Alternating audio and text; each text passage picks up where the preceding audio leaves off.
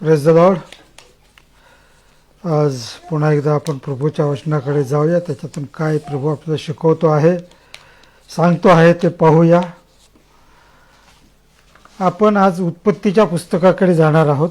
उत्पत्तीच्या पुस्तकामध्ये आपण तसे बरेचसे संदेश ऐकलेले असते किंवा काय पुष्कळ गोष्टी माहीत असतात आपल्याला. जसं पहिल्या 2 अध्यायामध्ये पृथ्वीची आणि माणसाची निर्मिती परमेश्वराने केली. 3ऱ्या अध्यायामध्ये आपण पाहतो की सैतानाने म्हणजे सापाने हवेला भुरळ घातली, तिला मोहात पाडलं आणि पाप केलं. म्हणजे त्यांच्याकडून पाप करून घेतलं आदम हवेकडून आणि त्यांना एदेन बागेतून हाकलून दिलं. आणि मग 4थ्या अध्यायामध्ये आपण पाहतो की आदामाला 2 मुलं झाली. त्यातल्या थोरल्या मुलाने म्हणजे काईनाने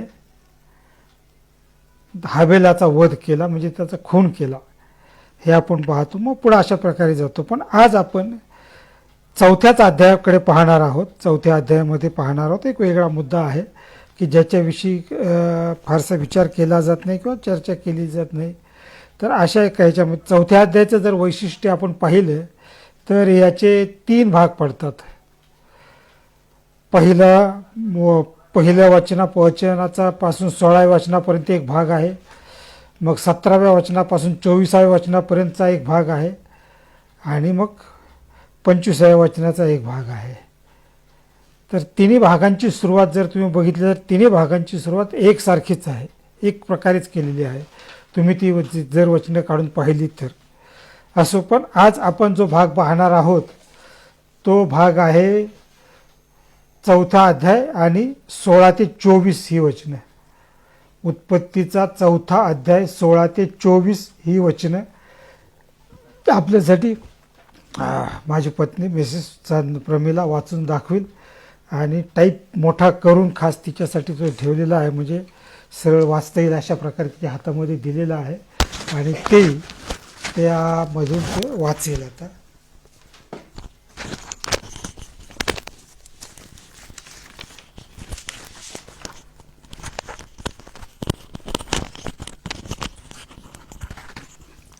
उत्पत्ती 4, 16 ते 24. काईन परमेश्वरापुढून निघाला आणि एदेनाच्या पूर्वेस नोद देशात वस्ती करून राहिला. काईनाने आपल्या बायकोस जाणले आणि ती गर्भवती होऊन तिला हनोक झाला. काईनाने एक नगर बांधिले. त्याचे नाव त्याने आपल्या मुलाच्या नावावरून हनोक असे ठेवले. हनोकाला इराद झाला. इरादाला महुयाएल झाला. महुयाएलास मथुशाएल झाला आणि मथुशाएलास लामेख झाला. लामेखाने 2 बायका केल्या. पहिलीचे नाव आदा व दुसरीचे नाव सिला. आदा हिला याबाल झाला. तो पाल देऊन राहणारे व गुरेढोळे पाळणारे यांचा मूळ पुरुष झाला. त्याच्या भावाचे नाव युबाल असे होते.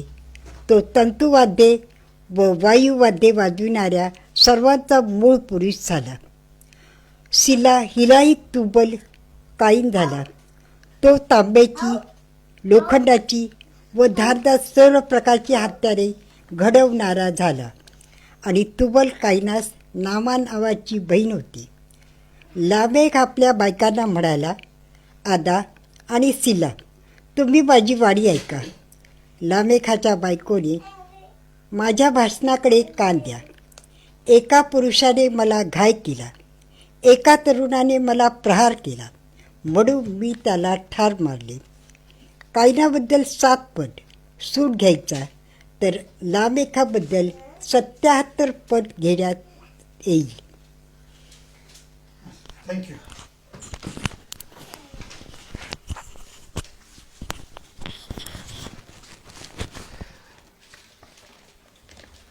तर ही जी शास्त्रवचनं आपण आता वाचलेली आहेत त्याच्यामध्ये जर पाहिलं तर ही पवित्र शास्त्रातील पहिली वंशावळी इथे पाहायला मिळतं. म्हणजे तिथं काय आहे की काईनाला हनोक झाला, मग हनोकाला इराद झाला, इरादाला महुयाएल, मथुशाएल वगैरे वगैरे. ही एक आणि मग त्याच्यातून आपल्याला काय शिकायला मिळतं हे आज आपण पाहणार आहोत.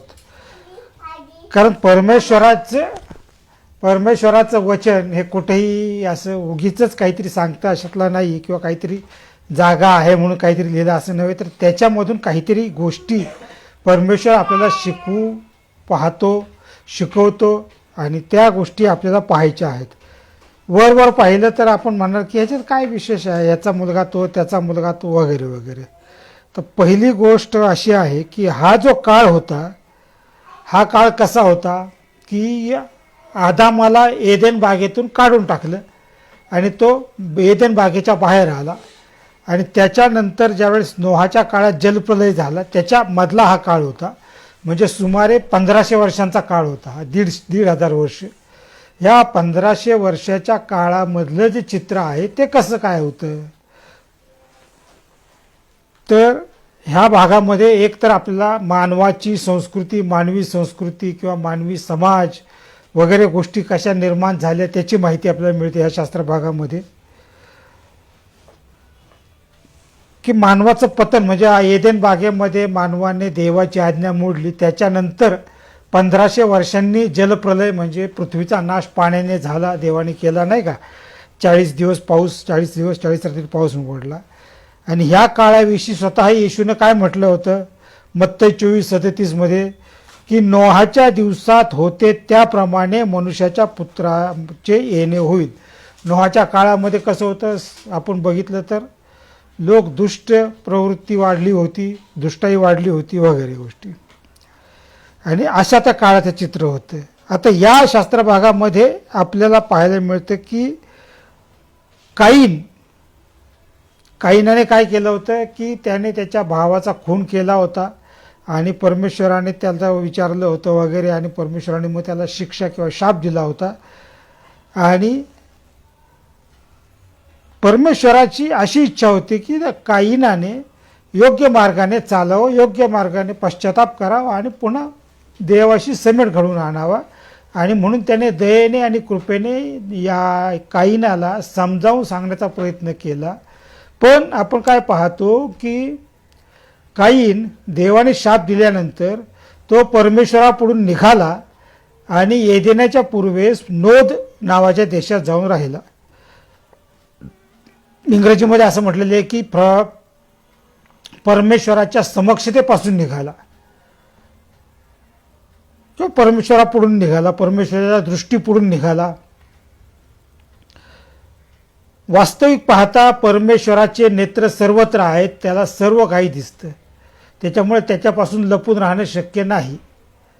दावीद म्हणतो नाही का, अगदी पृथ्वी गर्भात माझी जडणघडण होत असताना सुद्धा तुम्हाला पाहत होतास. तशा प्रकारे म्हणजे परमेश्वरापासून, परमेश्वराच्या दृष्टीपासून मनुष्य पृथ्वीवरून कुठेही लपून राहू शकत नाही. परंतु हा काईन परमेश्वरापुढून निघाला. आता या ठिकाणी तो प्रत्यक्ष म्हणजे भौतिक दृष्टिकोनातून नव्हे तर त्याची आध्यात्मिक दृष्टी किंवा आध्यात्मिक स्थिती काय होती ते सांगितलं. तो परमेश्वराच्या पासून निघाला आणि त्याचा अधोगती होत गेली, खाली खाली गेला, तो पापामध्ये वाढत गेला, हे तिथं सांगितलेलं आहे.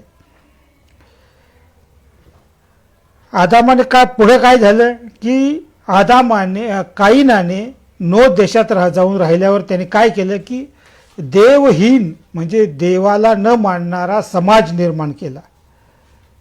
ही एक गोष्ट लक्षात येते. दुसरी गोष्ट काय लक्षात येते की काईन एदेनाच्या पूर्वेस नोद देशात वस्ती करून राहिला. नोद या शब्दाचा अर्थ होतो भटकणे. आणि देवाने काईनाला शाप दिला की तू भटकशील, पृथ्वीवर परागंदा होशील, भटकशील, तुझा स्वतःचा म्हणून देश असणार नाही, तुला भटकत राहावं लागेल वगैरे, आणि लोक तुला ठार मारतील वगैरे, तू देशील तसं. त्याच्यानंतर ते पुढं आपण पाहूया. कारण त्याने भटकण्याच्या देशात जाऊन तो राहिला, कारण देवाचा शाप त्याच्यावर होता, त्याला सुरक्षित असं ठिकाण नव्हतं. आणि मग नोद देशात गेल्यावर त्याने काय केलं, काय सांगितलेलं आहे त्या ठिकाणी, नोद देशात वस्ती करून राहिला. काय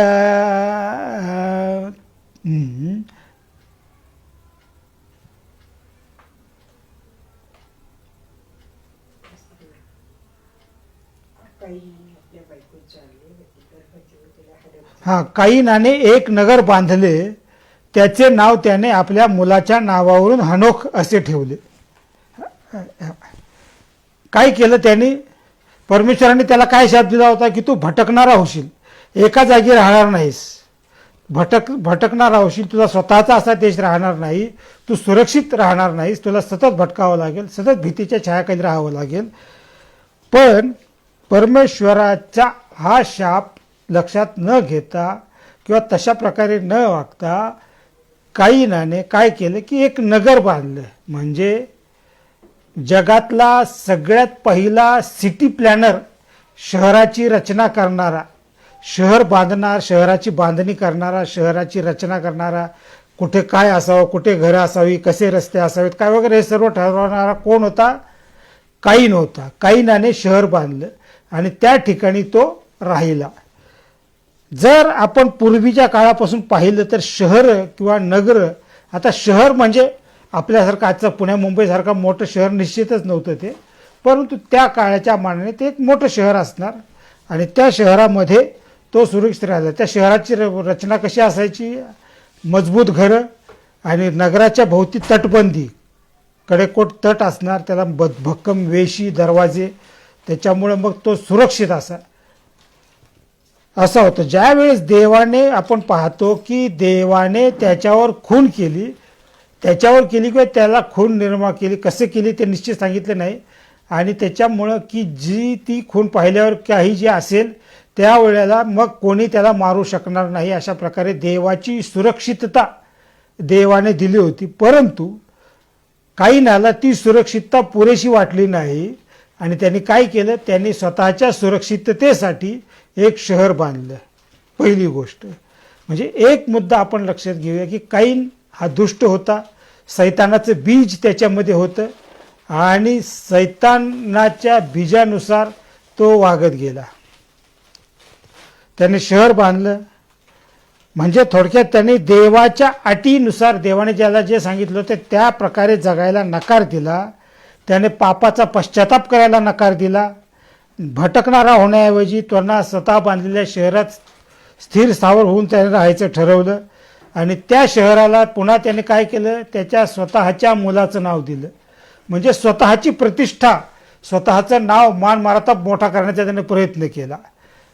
शहर बांधलं आणि त्याला स्वतःच्याच मुलाचं नाव दिलं. ही एक गोष्ट आपल्या लक्षात येते. पुढे जाऊन आपण पाहतो की काईनाने देवावर विश्वास ठेवला नाही, कारण मी सांगितलं की परमेश्वराने त्याच्यासाठी खून नेमून दिली होती. देव त्याचं रक्षण करील आणि जो कोणी त्याला इजा करू नये किंवा त्याला ठार मारू नये असा त्याचा अर्थ होता, पण ते रक्षण त्याला पुरेसं वाटलं नाही. त्याने स्वतःच्या रक्षणाची व्यवस्था केली. स्तोत्र 46:1 काय सांगतं आपल्याला? की देव आमचा आश्रय व आमचे सामर्थ्य आहे, तो संकट समयी सहाय्य करण्यास सिद्ध असतो. कुठल्याही परिस्थितीमध्ये आपण काईनाप्रमाणे स्वतःच्या शक्तीवर, स्वतःच्या कल्पकतेवर, स्वतःच्या सर्जनशीलतेवर विश्वास न ठेवता देव जो आपला आश्रय आहे, सहाय्यकर्ता आहे, त्याच्यावर भिस्त ठेवली पाहिजे. आणि हेच मुख्य गोष्ट मान्य करायला नकार दिला काईनाने. तिसरी गोष्ट कुठली काय आहे की पहिलं शहर जगातलं कोणी बांधलं? काईनाने. म्हणजे तो मगाशी सांगितल्याप्रमाणे तो जगातला पहिला सिटी प्लॅनर होता, पहिला आर्किटेक्ट होता. आजकाल आर्किटेक्टकडे जाणाऱ्या लोकांची संख्या वाढली, फार्मसी आणि आर्किटेक्ट. तर तो पहिला आर्किटेक्ट होता किंवा पहिला इन्व्हेंटर, संशोधक होता, सुरुवात करणार होता. त्याच्या मुलाचं नाव काय होतं? हनोक. हनोक म्हणजे इनिशिएटर, कुठल्या तरी गोष्टीची सुरुवात करणारा. आणि त्या प्रकारे हनोखाच्या नावावरून त्याने ते शहराच्या किंवा त्या संस्कृतीची, एका वेगळ्या देवाविरहित संस्कृतीची, समाजाची स्थापना काईनाने केली. आता एक महत्त्वाचा मुद्दा या ठिकाणी मला तुम्हाला सांगायचा आहे की जरी या ठिकाणी काईनाने शहर बांधलं तरी शहर बांधणं हा त्याचा पहिला शोध नव्हता. नगर रचनाकार करणं वगैरे हा काईनाचा पहिला शोध नव्हता. मग पहिला शोध काय होता? पहिला शोध काय होता की पहिला शोध हा होता की धर्माची स्थापना त्याने केली, रिलिजन. पहिला धर्माची स्थापना, जगात जो धर्म म्हणून नावाची जी गोष्ट आली, त्या धर्माची स्थापना कोणी केली? कायनाने केली. आता हे आपल्याला कशावरून कळतं? उत्पत्तीच्या 3ऱ्या अध्यायामध्ये आदाम आणि हवेने पाप केल्यानंतर ते नागवे आहेत, नागडे आहेत, नग्न आहेत असे त्यांना समजलं आणि त्यांनी अंजिराच्या पानाची वस्त्र शिवून स्वतःला झाकलं. देवाने त्यांना पाहिलं आणि देवाने त्यांना काय केलं? चामड्याची किंवा कातड्याची वस्त्र करून दिली. ठीक आहे. आता चामड्याची वस्त्र करायची म्हटल्यावर हे कातडं कुठून येतं, चामडं कुठून येतं? तर कुठला तरी प्राणी मारावा लागणार नाही का? तर परमेश्वराने कोणता प्राणी ते सांगितलेलं नाही, परंतु प्राणी मारला आणि त्याच्या चामड्याची, म्हणजे त्या ठिकाणी परमेश्वराने आदाम आणि हवेला पश्चाताप करण्याची, पुन्हा देवाकडे येण्याची किंवा देवाची उपासना करण्याची, देवाबरोबर सहभागिता पुन्हा स्थापित करण्याची पद्धत काय आहे हे शिकवलं. काय पद्धत आहे? रक्त विमोचनाद्वारे तारण की नाही. इब्री लोकासपत्र सांगितलं नाही की रक्त सांडलं पाहिजे आणि त्या रक्ताच्या म्हणजे बलिदान केलं पाहिजे, यज्ञ केला पाहिजे रक्ताचं, हे अशा प्रकारे. आणि त्या प्रकारे ही एक योजना देवाने त्यांना शिकवली की रक्त सांडणं, त्याच्याद्वारे देव संतुष्ट होणार. आदाम आणि हव्वा यांना मुलं झाली, काईन झाला. काईन वाढत गेला आणि आदाम आणि हव्वाने काईन हाबिलाला ह्या गोष्टी शिकवल्या. नक्कीच शिकवल्या नाहीत असं आपण म्हणू शकत नाही. आता पवित्र शास्त्र सर्वच नाही, परंतु आपण इतर शास्त्र भागावरून लक्षात घेऊ शकतो. आणि त्याला शिकवलं हे की रक्त सांडणे किंवा बलिदान करणे किंवा यज्ञार्पण करणं हे जी गोष्ट आहे त्याच्याद्वारे देव संतुष्ट होतो. 4थ्या अध्यायात आपण काय पाहतो की काईनाने परमेश्वराला अर्पण आणलं. काय अर्पण आणलं त्याने? तर त्याच्या शेतातला उपज आणला. हाबेलाने काय आणलं? तर मेंढरू कोकरू काय जे आहे ते आणलं. काईन देवाने जी योजना लावून दिली होती ती त्याने तिथं मान्य केली नाही. तो देवाची उपासना करायला आला, त्याने देवाची उपासना केली, पण ती देवाने लावून दिलेल्या पद्धतीप्रमाणे नाही. मग तर त्याने स्वतःच्या पद्धतीने त्याला जे वाटलं योग्य वाटलं त्या प्रकारे त्याने केलं. देवाने काय शिकवलं होतं की रक्त विमोचन, रक्त सांडणे, परंतु तसं न करता काईनाने काय केलं की त्याच्या शेतातले उत्पन्न आणलं. त्याच्या स्वतःच्या कष्टावर, त्याच्या स्वतःच्या कर्मावर त्याने जोर दिला. मी कमवलेलं आहे, मी शेती केलेली आहे, मी इतकं चांगलं पीक आलेलं आहे, एवढे मोसंब्या, संत्र्या, काय असेल, द्राक्ष वगैरे किती मी सुंदर आलेले आहेत, मी घाम गाळलेला आहे, मी कष्ट केलेले आहे आणि माझ्या कष्टाचं फळ मी देवाला देतो. देवाने लावून दिलेली पद्धत न स्वीकारता, त्या प्रकारे न वागता काईनाने स्वतःच्या पद्धतीने स्वतःला वाटतं त्या प्रकारे देवाची उपासना करण्याचा प्रयत्न केला. म्हणजेच त्याने त्या प्रकारे एक धर्माची स्थापना केली. ही काय स्थापना आहे की देवाच्या पद्धतीप्रमाणे नाही तर मला जे वाटतं त्या प्रकारे, किंवा सैतानाने त्याला ज्या प्रकारे सुचवलं त्या प्रकारे. देवाचं न ऐकता अरे हे तू कर, देवाला काय आहे का, तुला तुझ्या पद्धतीने, तुला डोकं आहे, देवाने अक्कल दिलेली, तुला अक्कल आहे, तू तुझ्या पद्धतीने कर, तुला जे वाटतं ते. आज सुद्धा आपण जगामध्ये असंच पाहतो, लोक देवाला खुश करण्याचा प्रयत्न करतात, संतुष्ट करण्याचा प्रयत्न करतात. जे पवित्र शास्त्र शिकवतं त्या प्रकारे न वागता त्यांना जे वाटतं, परंपरा, रूढी परंपरा, प्रथा जे शिकवतात ते करून पाळण्याचा प्रयत्न करून देवाला संतुष्ट करण्याचा प्रयत्न करतात. देवाने काईनाचं अर्पण मान्य केलं नाही. लक्षात घ्या, काईनाने अर्पण आणलं. आपण म्हणू काय हाबेलाच्या अगोदर काईनाने आणलं, किती चांगली गोष्ट आहे, त्याने चांगलं अर्पण आणलं, त्याचा हेतू किती चांगला होता. कदाचित आपल्याला असं वाटू शकतं सहज विचार केला तर. आणि तरी देवाने काय अर्पण मान्य केलं नाही? प्रश्न पडला असेल तुम्हाला किंवा नसेल पडला असेल तर त्याचं कारण हेच आहे की देवाने लावून दिलेली पद्धत त्याने नाकारली. स्वतःच्या मनाप्रमाणे, स्वतःला वाटतं त्याप्रमाणे त्याने देवाची उपासना करण्याचा प्रयत्न केला आणि देवाला ते अजिबात मान्य झालं नाही. हाबेलाने देवाने सांगितलेल्या पद्धतीप्रमाणे अर्पण आणलं आणि देवाने ते मान्य केलं, म्हणून काईनाला राग आला. पहिली गोष्ट, देवाच्या काईनाने पश्चाताप केला नाही, स्वतःच्या मनाप्रमाणे स्वतःला वाटतं, स्वतःला चांगलं वाटतं त्या प्रकारे त्याने देवाची उपासना करण्याचा प्रयत्न केला आणि देवाने ती मान्य केली नाही आणि त्याला राग आला. करेक्ट.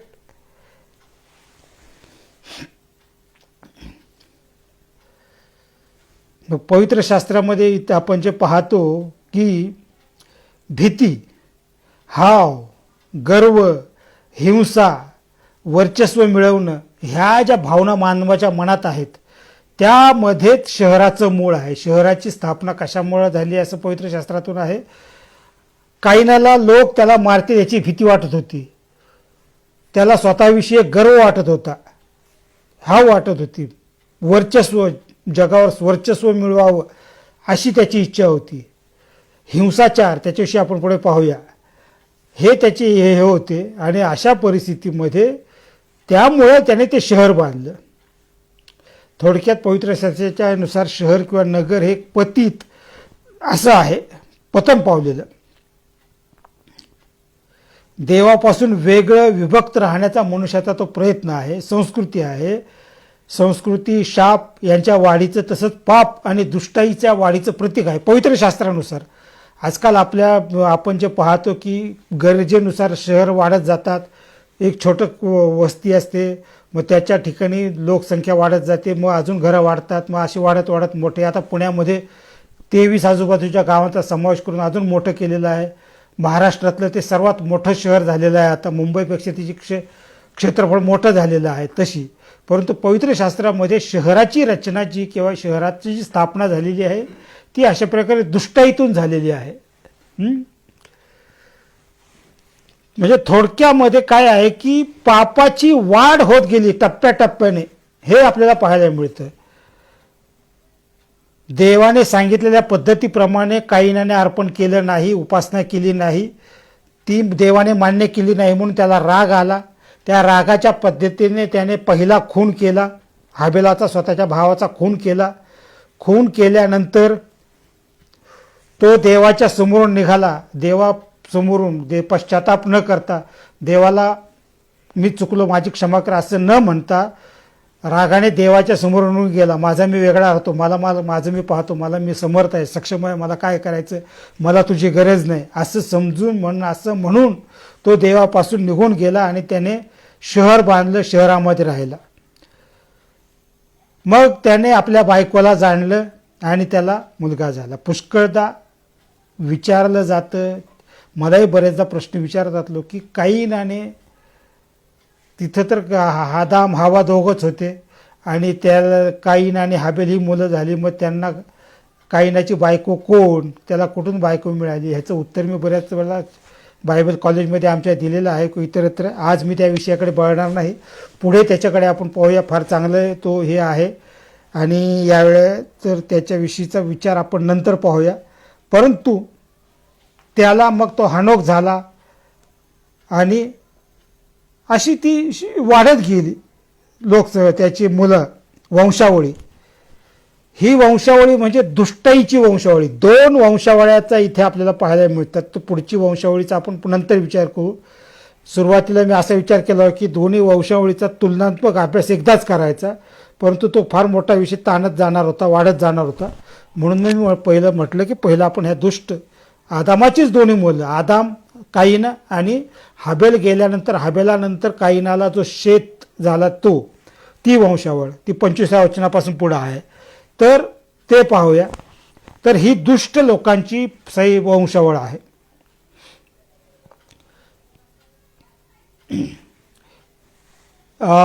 काय नाव आहे त्याच्या मुलांची, बाजूला मी नोट काढलेले आहेत. एकाचं नाव आहे महूयाएल, दुसऱ्याचं नाव आहे मथुशाएल. ह्या दोघांची जी नावं आहेत त्या दोघांच्या नावाच्या शेवटी एल हा शब्द आहे. एल म्हणजे यहोवाचं नाव आहे, देवाचं नाव आहे. म्हणजे त्यांना देवाच्या नावाची जाणीव होती. त्यांना देव माहीत नव्हता, परमेश्वर यहोवा वगैरे माहीत नव्हता असं नाही, त्यांना ती कल्पना होती, परंतु देवाची भक्ती करायला तयार नव्हते. त्यांच्या नावामध्ये सुद्धा एल, देवाच्या नावाचा उल्लेख केलेला होता, महूयाएल आणि मथुशाएल.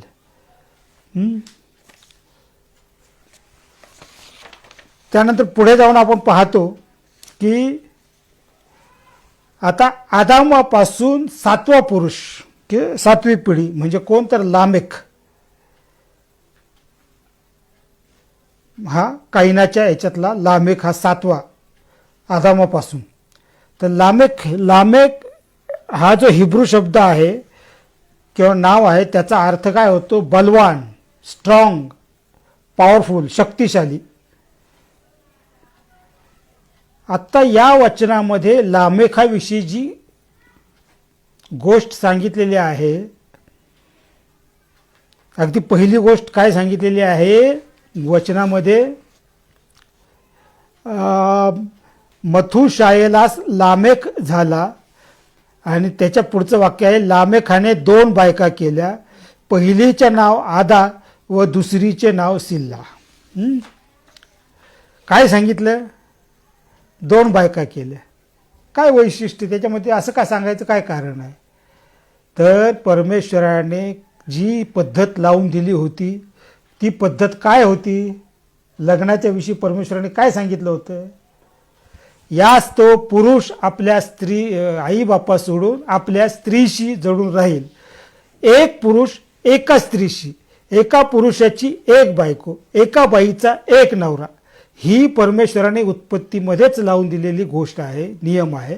आणि तशाच प्रकारे आत्तापर्यंत लामेकापर्यंतच्या पुरुषांची किंवा जी लग्न झाली किंवा जी होती तशा प्रकारे होते. पण या ठिकाणी लामेखाने मात्र देवाचा हा एक पत्नीत्वाचा नियम मोडला. त्याने 2 बायका केल्या, इंग्रजीमध्ये ज्याला पॉलिगॅमी म्हणतात. आणि अशा प्रकारे त्याने पाप केलं. आता त्याला पाप असं पवित्र शास्त्रात नाही सांगितलेलं नाही आहे, कारण नव्या करारात काय जुन्या करारामध्ये अगदी पुष्कळ जणांना पुष्कळ बायका होत्या. दाविदाला म्हणा, अब्राहमाला म्हणा, अशा अनेक जणांच्या अनेक बायका त्यांच्याकडे होत्या, हे आपण पाहतो. पण तो वेगळा हे आहे. परंतु परमेश्वराने जी पद्धत लावून दिली होती ती पद्धत, मग त्यानंतर परमेश्वराने पुढे ती गोष्टीकडे जरा दुर्लक्ष केलं होतं असं आपण म्हणू शकतो. उत्पत्ती 2:24 सांगितलेलं आहे, पुरुष आपल्या आईबापांना सोडून आपल्या स्त्रीशी जोडून राहील, ती दोघे एक देह होतील, नाही का. आणि म्हणून अशा प्रकारे नोद देशातील हनोख नावाच्या शहरात बहुपत्नीत्वाची प्रथा रूढ झाली. कुठं, पहिलं तर नोद म्हणजे भटकणाऱ्याच्या देशात, तिथं कुठं हनोख नावाच्या शहरात ही प्रथा सुरू झाली. म्हणजे थोडक्यात लामेखाने त्याची जी वासना आहे ती शमवण्यासाठी 2 बायका केल्या.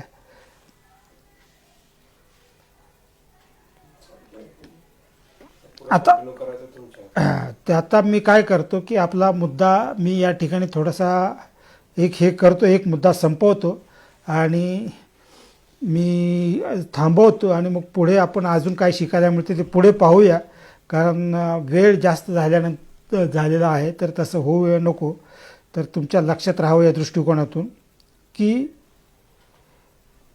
त्याने लग्न केलं, 2 बायका केल्या आणि त्या 2 बायकांची नावं तिथे दिलेली आहेत.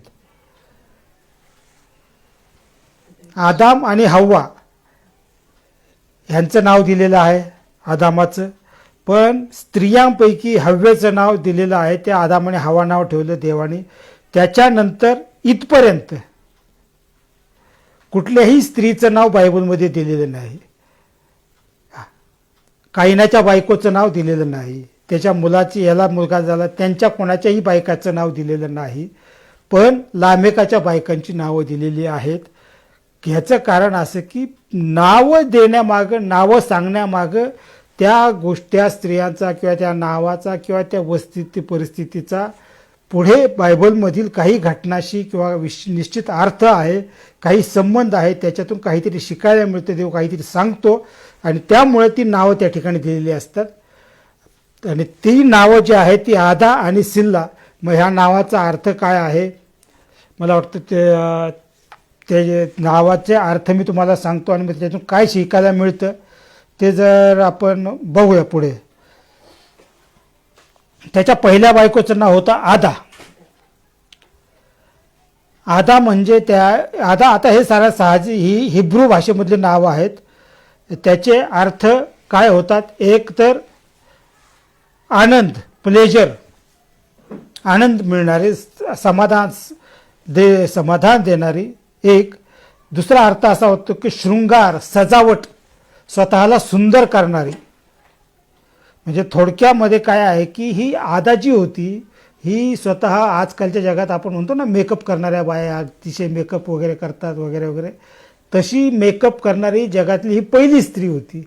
आणि मेकअप करून ती स्वतःला अधिक सुंदर करून नवऱ्याचं लक्ष आपल्याकडे सतत वेधून घेणारी, त्याला आनंद देणारी अशी ती स्त्री होती. हा त्याच्या नावाचा अर्थ आहे. त्याच्या दुसऱ्या बायकोचं नाव होतं सिल्ला. सिल्ला म्हणजे सावली, छाया किंवा लपवणे. सिल्ला ही लामेकाला जशी सावलीसारखी शीतल, त्याला आनंद देणारी, त्याच्यावर छाया करणारी अशी ती होती. त्याला दुष्टाईपासून म्हणू शकत नाही, परंतु काहीतरी वाईट गोष्टी, त्याचं काही नुकसान होऊ नये, त्याला कोणी हानी पोहोचवू नये म्हणूनसाठी जसं काही त्याला ह्याच्यापासून लपवून ठेवणारी अशी होती, असा त्याचा अर्थ होऊ शकतो. पण एक या नावांचा हे गोष्टी ह्याच्यावरून आपण अधिक जे काही शिकायला मिळते ते नंतर पाहूया. ऑलरेडी बराचसा वेळ झालेला आहे, संदेशाची बरीचशी खरं म्हणजे पुढे सांगायला हवं, परंतु आपली ऐकण्याची क्षमतासुद्धा कमी होते आणि पुढचं पाठ मागचं सपाट होत जातं. मग मागे काय सांगितलं ते लक्षात राहत नाही. म्हणून मी या ठिकाणी आता थांबवतो आणि आत्तापर्यंत जो काही आपण हे पाहिला त्याचा थोडक्यात आढावा घेतो. काईन देवापुढून निघून गेला. देवाने त्याला शाप दिला होता कारण त्याने हाबेलाचा वध केला होता आणि काईन देवापुढून निघून गेला. देवाच्या दृष्टीपुढे मला तुझी गरज नाही असं म्हणून. आणि तो नोद नावाच्या देशात, नोद म्हणजे भटकणारा, तर नोद नावाच्या देशात तो जाऊन राहिला. देवाने शाप दिला की तू भटकणारा होशील, परंतु त्याने मान्य केलं नाही आणि त्याने स्वतः शहर बांधून स्वतःला सुरक्षित करून तो त्या ठिकाणी राहिला. तिसरी गोष्ट आपण पाहतो की त्याला कोणी घाई करू नये, इजा करू नये, त्याला मारू नये म्हणून देवाने खून नेमून दिली होती. ही खून काय होती ही आपल्याला माहीत नाही. त्याच्या अंगावर खून केली होती का तो जिथं जाईल त्याच्या अगोदर एखादी परमेश्वर काय चमत्कार घडवणार होता किंवा काही आपल्याला ठाऊक नाही, परंतु खून करून दिली होती. एवढं महत्त्वाचं आहे की तो परमेश्वराने त्याला खून करून ठेवली होती त्याच्यावर, एवढं आपल्याला माहीत आहे. काही जण म्हणतील की काही जणांचं असं म्हणणं की त्याच्या अंगावर टॅटू गोंदवलं होतं वगैरे वगैरे, तर तसं काही नाही आहे. गोंदवलं असण्याचे कारण गोंदवण्याविषयी गोंदवून घेऊ नये असं परमेश्वराने नियमशास्त्रात सांगितलेलं आहे, तर तसं नसणार. दुसरी काहीतरी खूण असेल, पण असं तो मुद्दा वेगळा. पण ती खूण, पण परमेश्वराचं संरक्षण त्याला पुरेसं वाटलं नाही आणि म्हणून त्याने स्वतःची व्यवस्था स्वतः केली. मग दुसरी गोष्ट काय की स्वतः शहर बांधलं. पहिलं गोष्ट म्हणजे त्यांनी धर्माची स्थापना केली. रिलिजन, धर्म म्हणजे थोडक्यात धर्माची स्थापना मग किंवा धर्माचा अर्थ मग काहींनाने केलेल्या ह्याच्यावर काय होईल, कोणताही धर्म हा जो आहे तो देवाने लावून दिलेल्या पद्धतीने न उपासना करता, म्हणजेच स्वतःच्या मनाला येईल त्या प्रकारे किंवा सैतान सुचवेल त्या प्रकारे देवाची उपासना करण्याचा प्रयत्न करणे. आणि हेच आपण जगभरामध्ये पाहतो. सगळे जे जगातले धर्म आहेत त्याच्यामध्ये आपल्याला हेच पाहायला मिळतं की देवाने बायबलमध्ये जी पद्धत लावून दिलेली आहे ती पद्धतीचा अवलंबन न करता आपल्या मनाप्रमाणे वागणे.